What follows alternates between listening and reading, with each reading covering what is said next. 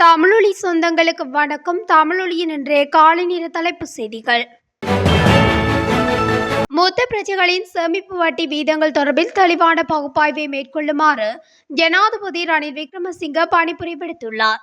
இதுகுறித்து உரிய நடவடிக்கைகள் மேற்கொள்ளப்பட்டு வருவதாக நிதி ராஜாங்க அமைச்சர் ரஞ்சித் சியாமலப்பட்டிய தெரிவித்துள்ளார். மூத்த பிரஜைகளின் சேமிப்புக்காக சுமார் 80 பில்லியன் ரூபாய் தேவைப்படுவதாகவும் முன்னர் வழங்கப்பட்ட பணத்திற்காக 105 பில்லியன் ரூபாய் திரைசேரியிலிருந்து கடனாக செலுத்தப்பட உள்ளதாகவும் அவர் தெரிவித்துள்ளார். நாட்டில் உள்ள பிரதான கட்சிகள் பல ஐக்கிய மக்கள் சக்தியை கண்டு அஞ்சுகின்ற நிலையில் அவை அனைத்தும் ஒன்றிணைந்து தமக்கு எதிராக சதித்திட்டம் தீட்டிக் கொண்டிருப்பதாக எதிர்க்கட்சித் தலைவர் சஜித் பிரேமதாச தெரிவித்துள்ளார். குறித்த தகவலை சனிக்கிழமை இடம்பெற்ற ஐக்கிய மக்கள் சக்தியின் அம்பாறை மாவட்ட விவசாயிகள் மாநாட்டில் கலந்து கொண்டு உரையாற்றும் போதே அவர் இதனை குறிப்பிட்டுள்ளார். இது தொடர்பாக அவர் மேலும் தெரிவிக்கையில், எமக்கு எதிராக முன்வைக்கப்படும் எந்த ஒரு சதி திட்டத்துக்கும் மக்கள் ஏமாறப் போவதில்லை. அத்தோடு இந்த ஆண்டு இறுதியில் பொதுமக்கள் யுகம் உருவாகும். அத்தோடு எம்மை பற்றி சிந்தித்து அனைவரும் அச்சமடைந்துள்ளனர். சஜித் பிரேமதாச எந்த ஒரு நாட்டுக்கும் அடிபணிய மாட்டார் என்பதை நினைவில் கொள்ளுங்கள். அத்தோடு அதே போன்று வர்த்தக நிறுவனங்களால் என்னை விலைக்கு வாங்கவும் முடியாது. எமது மக்களின் உரிமைகளை பாதுகாத்துக் கொண்டு வெளிநாட்டு நிறுவனங்களுடன் இணைந்து செயற்படுவோம் எனவும் தெரிவித்துள்ளார். தொலைபேசி ஊடாக பொய்யான தகவல்களை பகிர்ந்து பொதுமக்களுக்கு குழப்பத்தை ஏற்படுத்துவோருக்கு எதிராக இலங்கை தொலைத்தொடர்பு சட்டம் மூலம் நாடாளுமன்றத்தில் சமர்ப்பிக்கப்பட்டுள்ளது. குறித்த சட்டமூலமானது கல்வி அமைச்சர் சுசில் பிரேமஜெயந்தவினால் நாடாளுமன்றத்தில் முன்வைக்கப்பட்டுள்ளது. குறித்த சட்டமூலத்தில் தெரிவிக்கப்பட்டுள்ளதாவது, தொடர்ச்சியாக தொலைபேசி அழைப்புகளை மேற்கொள்ளுதல் எந்தவொரு தொலைத்தொடர்பு அதிகாரி அல்லது எந்தவொரு நபருக்கு எரிச்சல், சிரமம் மற்றும் தேவையில்லாத கவலை போன்ற குற்றம் நிரூபிக்கப்பட்டால் இதுபோன்ற குற்றங்களை செய்யும் நபரின் தொலைபேசி இணைப்புகளை துண்டிக்கவும் ஏற்பாடு செய்யப்பட்டுள்ளது. ஈரான் தனியார் விமான நிறுவனமான மஹான் ஏர் இலங்கையில் சேவையில் ஈடுபடுவதற்கு அனுமதி வழங்க அமெரிக்கா உட்பட பல மேற்குலக நாடுகள் எதிர்ப்பு தெரிவித்துள்ளதாக தெரிவிக்கப்படுகின்றது. அதற்கான முன்மொழிவு அமைச்சரவையின் அனுமதிக்காக சமர்ப்பிக்கப்படவுள்ளது. மஹான் ஏர் விமான நிறுவனம் பயங்கரவாதத்திற்கு பொருள் மற்றும் போக்குவரத்து வசதிகளை வழங்கும் அமைப்பாக அமெரிக்கா உட்பட பல நாடுகளால் தடை செய்யப்பட்டுள்ளது. ஆனால் ஈரான் தனது 10 நட்பு நாடுகளுக்கான சேவைகளை மேற்கொண்டு வருகிறது. இலங்கைக்கு சேவையை ஆரம்பிக்க ஈரான் விடுத்துள்ள கோரிக்கையின் பிரகாரம் அமைச்சரவை அங்கீகாரத்திற்காக அந்த தீர்மானம் சமர்ப்பிக்கப்படவுள்ளது. பயணிகள் போக்குவரத்து சேவையில் ஈடுபட்ட இலங்கை போக்குவரத்து சபைக்கு சொந்தமான பேருந்து ஒன்று கவிழ்ந்து விபத்துக்குள்ளானதில் 9 பேர் படுகாயமடைந்தனர். ஹங்குரன் கெத்தவில் இருந்து கண்டி நோக்கி பயணித்த பேருந்தே மயிலாப்பட்டிய பிரதேசத்தில் வீதியை விட்டு விலகி நேற்று பிற்பகல் கவிழ்ந்து விபத்துக்குள்ளானது. இந்த சம்பவத்தில் காயமடைந்த 9 பேர் கண்டி பொது வைத்தியசாலையிலும் ரிக்கிலகஸ்கட வைத்தியசாலையிலும் சிகிச்சைக்காக அனுமதிக்கப்பட்டுள்ளனர். காயமடைந்தவர்களில் பேருந்தின் சாரதி மற்றும் நடத்துனரும் அடங்குவதாக தெரிவிக்கப்படுகிறது. விபத்துக்கான காரணம் தொடர்பில் தலத்து ஓயா காவல்துறை அதிகாரிகள் குழு விசாரணைகளை மேற்கொண்டு வருகிறது. ஸ்ரீ ஜெயவர்தனபுர பல்கலைக்கழக மாணவர்கள் மற்றும் கலனி பல்கலைக்கழக மாணவர்களுக்கிடையில் ஏற்பட்ட மோதலில் 5 மாணவர்கள் கைது செய்துள்ளதாக மெரிகான தலைமையக போலீசார் தெரிவித்துள்ளனர். தகராறில் தாக்கப்பட்ட மாணவன் போலீஸ் நிலையத்தில் செய்த முறைப்பாட்டின் அடிப்படையில் இவர்கள் கைது செய்யப்பட்டனர். கைது செய்யப்பட்ட மாணவர்கள் மனிதநேய பீடத்தை சேர்ந்தவர்கள் என போலீசார் தெரிவிக்கின்றனர். திருகோணமலையில் உள்ள மூதூர் சாஃபி நகர் பகுதியில் உள்ள வெள்ளினவாழ் பாலம் இடிந்து விழும் அபாயத்தில் உள்ளதாக தெரிவிக்கப்பட்டுள்ளது. பாலத்தின் இந்த நிலைக்கு சட்டவிரோத மணல் அகழ்வே காரணம் என அப்போது மக்கள் கூறி வருகின்றனர். குறித்த பாலமானது 200 மீட்டர் நீளமுடையது. இந்த பாலம் கடந்த 2 ஆண்டுகளுக்கு முன்பு சேதமடைய தொடங்கியதாக பொதுமக்கள் தெரிவிக்கின்றனர். இதேபோல நாளுக்கு நாள் சேதமடைந்து வரும் பாலத்தின் ஒரு தளமும் இடித்து விழுந்துள்ளது.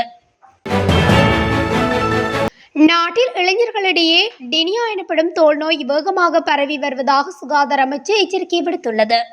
இளைஞர்கள் இறுக்கமான நைலோன் கலந்த ஆடைகளை அணிவதனால் இந்த நோய் நிலைமை ஏற்படுவதாக தெரிவித்துள்ளனர். மேலும் பூஞ்சை தொற்றினால் இந்த தோல் நோய் பரவுவதாகவும் தோல் நோய்கள் தொடர்பான விசேட வைத்திய நயனி மாதரசிங்க தெரிவித்துள்ளார். தகுதி வாய்ந்த வைத்தியர்களிடம் இதற்கான சிகிச்சைகளை பெற்றுக் கொள்ளுமாறு பொதுமக்களுக்கு அறிவுறுத்தப்பட்டுள்ளது. யாழ்ப்பாணம் மருதங்கேணி தாளியடி பகுதியில் பெண்ணொருவர் படுகொலை செய்யப்பட்டுள்ள சம்பவம் அதிர்ச்சியை ஏற்படுத்தியுள்ளது. குறித்த பெண் பலாத்காரம் செய்யப்பட்டு கொலை செய்யப்பட்டமை தொடர்பில் போலீசார் விசாரணைகளை மேற்கொண்டுள்ளனர். 3 பிள்ளைகளின் தாயார 44 வயதுடைய பெண்ணை இவ்வாறு கொலை செய்யப்பட்டுள்ள நிலையில் சடலம் அவர் வசித்து வந்த வீட்டின் கழிவறைக்கு முன்னிருந்து கண்டுபிடிக்கப்பட்டுள்ளது. உயிரிழந்த பெண்ணின் கணவர் மீன்பிடி தொழிலுக்காக சென்று மீண்டும் வீடு திரும்பிய போது வீட்டுக்கு அருகில் மனைவி கிடந்ததை பார்த்துள்ளார். இதனை அடுத்து உடனடியாக அவர் மனைவியை பருத்தித்துறை ஆதார வைத்தியசாலையில் அனுமதிக்க நடவடிக்கை எடுத்திருந்த போதும் அவர் ஏற்கனவே உயிரிழந்து விட்டதாக வைத்தியர்கள் தெரிவித்துள்ளனர். சடலத்தை பிரேத பரிசோதனை செய்ததில் அந்த பெண் பாலியல் பலாத்காரம் செய்யப்பட்டு கழுத்து நெரித்து கொலை செய்யப்பட்டது தெரியவந்தது. பலாங்குடி வெலிக்கேபுல பிரதான வீதியில் பயணித்த தனியார் பஸ் மீது அதே வீதியில் இரும்பு கம்பிகளை ஏற்றி பயணித்த லொரி ஒன்றிலிருந்து இரும்பு கம்பிகள் கண்ணாடியை உடைத்துக் கொண்டு உட்புகுந்ததில் மாணவியொருவர் காயமடைந்துள்ளார். குறித்த விபத்தில் காயமடைந்தவர் இம்முறை சாதாரண தர பரீட்சைக்கு தோற்றும் மாணவியொருவர் ஆவார். மாணவி பரீட்சை எழுதிவிட்டு வீடு செல்லும் போதே இந்த விபத்தில் சிக்கியுள்ளமை குறிப்பிடத்தக்கது.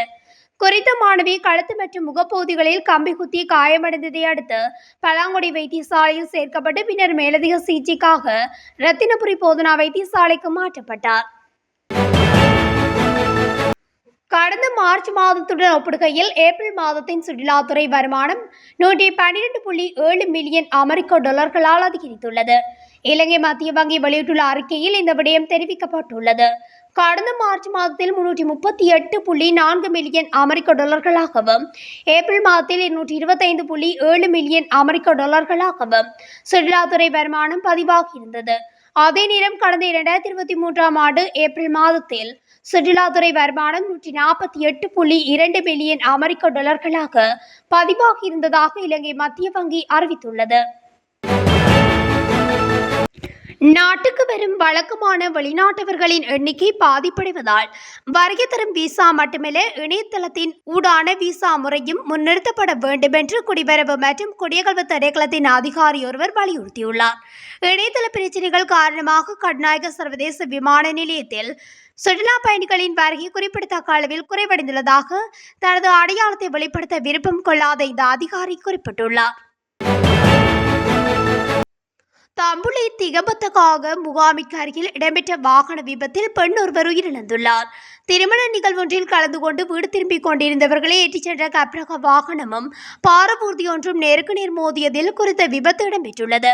அத்துடன் விபத்தில் 9 பேர் காயமடைந்த நிலையில் தம்புளை ஆதார வைத்தியசாலையில் அனுமதிக்கப்பட்டுள்ளதாக காவல்துறையினர் தெரிவித்துள்ளனர்.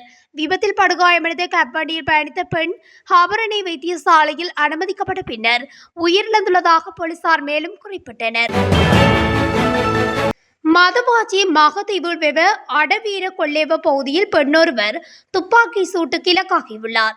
நேற்று முன்னிரவு இந்த துப்பாக்கிச் சூட்டு சம்பவம் இடம்பெற்றுள்ளதாக காவல்துறையினர் தெரிவித்துள்ளனர். துப்பாக்கி சூட்டுக்கு இலக்கான பெண் மதவாச்சி வைத்தியசாலையில் அனுமதிக்கப்பட்டு மேலதிக சிகிச்சைகளுக்காக அனுராதபுரம் போதனா வைத்தியசாலைக்கு மாற்றப்பட்டுள்ளார். துப்பாக்கிச் சூட்டில் பெண்ணின் கால் பகுதியில் காயம் ஏற்பட்டுள்ளது. துப்பாக்கி சூட்டை நடாத்திவிட்டு தப்பியோடிய சந்தேக நபர் நேற்று அதிகாலை மதவாச்சி காவல்துறையினரால் கைது செய்யப்பட்டுள்ளார். யுக்திய சோதனை நடவடிக்கையின் கீழ் நாடளாவிய ரீதியில் இதுவரை 1,11,074 சந்தேக நபர்கள் கைது செய்யப்பட்டுள்ளதாக காவல்துறை ஊடக பேச்சாளர் பிரதி காவல்துறை மா அதிபர் நிகால் தல்துவா தெரிவித்துள்ளார். இதற்கமைய கைது செய்யப்பட்டவர்களில் 4,472 பேர் விளக்கமறியலில் வைக்கப்பட்டுள்ளதாக அவர் குறிப்பிட்டுள்ளார். மேலும் குறித்த நடவடிக்கையின் கீழ் 41 கிலோகிராம் ஹெரோயின் மற்றும் 43 கிலோகிராம் ஐஸ் ரக போதைப்பொருள் உள்ளிட்ட கணிசமான அளவு போதைப் பொருட்களை காவல்துறையினர் கைப்பற்றியுள்ளனர். இத்துடன் தமிழொலியின் இன்றைய காலை நேர தலைப்பு செய்திகள் நிறைவடைகின்றன. தொடர்ந்தும் செய்திகளை அறிந்து கொள்ள தமிழொலி ஊடகத்துடன் இணைந்திருங்கள். நன்றி.